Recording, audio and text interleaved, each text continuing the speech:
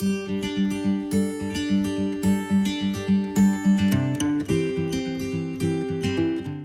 everybody, how's it going? Welcome to Zwifting with Granny and Coach Morgan and ACB Assistant Coach Brian. Thank you, ConvexServe. Thank you for making these videos possible. Please go see ConvexServe for anything you may need for your computer.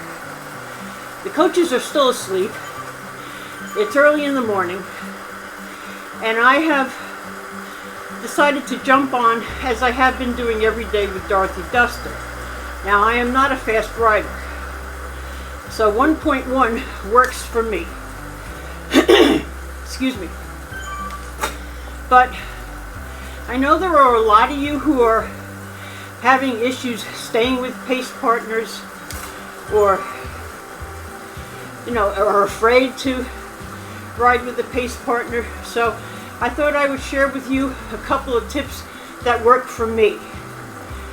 Anyway, right now I have her behind me. She's about 18 meters behind me, but we're going up a hill, so I'm not really worried about it. I will admit, first of all, it really does help if you know the courses. Right now we are doing the ever boring volcano loop. Last week it was triple loops in Watopia, and that was fun. This is kind of tedious, but it works for my purposes. Anyway, so this is what we're doing.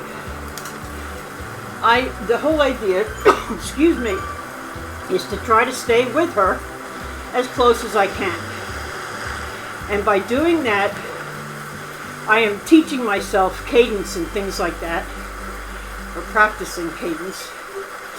And I have found for me, if I keep my cadence between around 73 and 83 for me, it works to stay with her.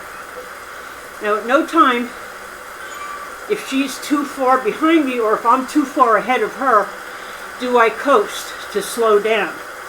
Oh no, because it takes too long to get up and go.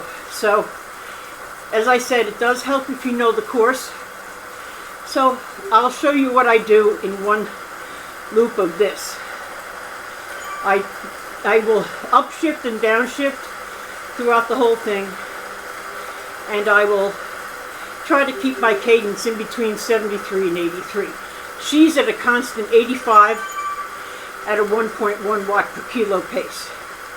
Now she's getting a little behind me here. Now she's catching up. Okay. So I'm going to stay where I am, because if she's catching up, it means we'll be all together soon. And here we are. Now this is a decent group. There have been mornings when I've gotten on and there's maybe 4 or 5 of us.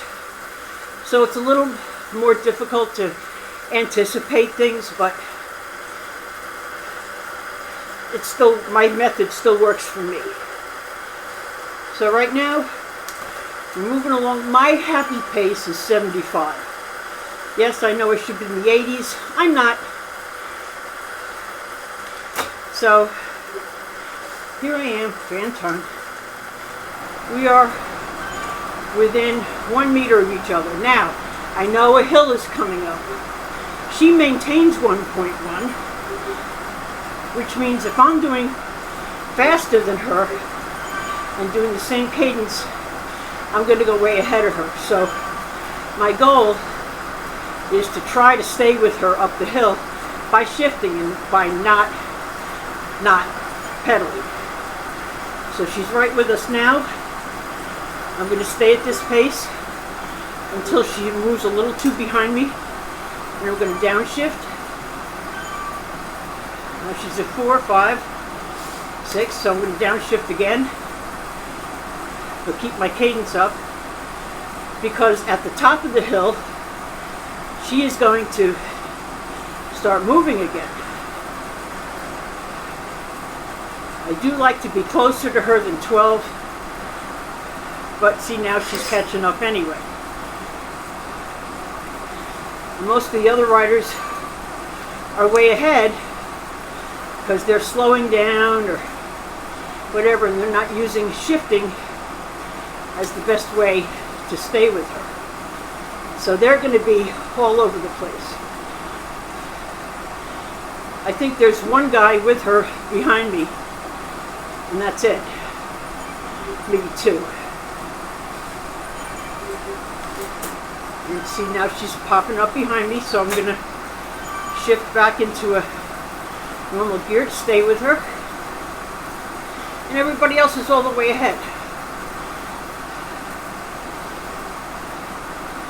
Granted, a lot of people will join pace partners and then find a faster group to ride with, and that's fun.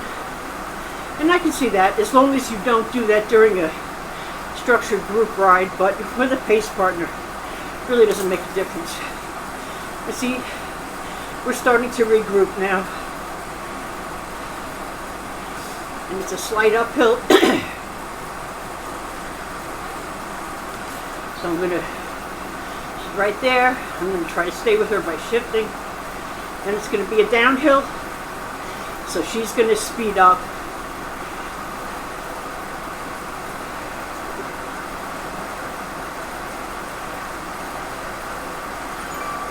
See, now we're right even with each other.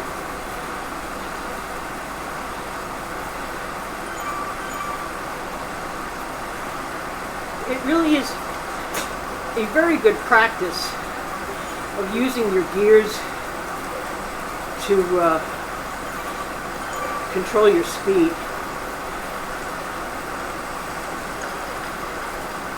And now we're right together, and I'm doing 81 RPM, and I'm fine with that.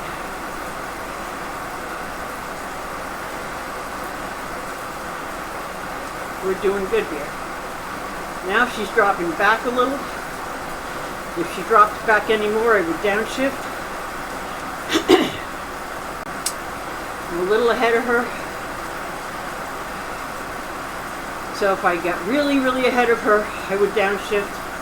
Let me downshift just for the heck of it. You see, now she's catching up, and now I can pick up the pace by shifting.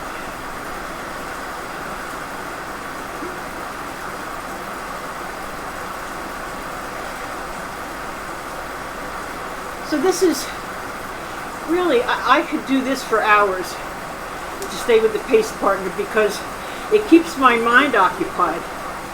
And I found that, excuse me, I found that in the mornings I get up, and because I know I have somebody to ride with at any time I want to, it gets me on the bike sooner.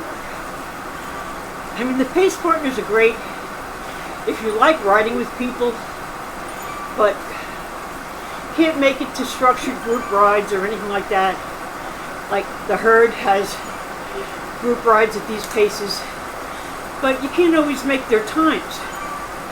So this is a great way to do that and get a decent workout in. I mean, my max heart rate is 150. I'm at 126 now, so I'm not just sitting here. Hey, Margaret.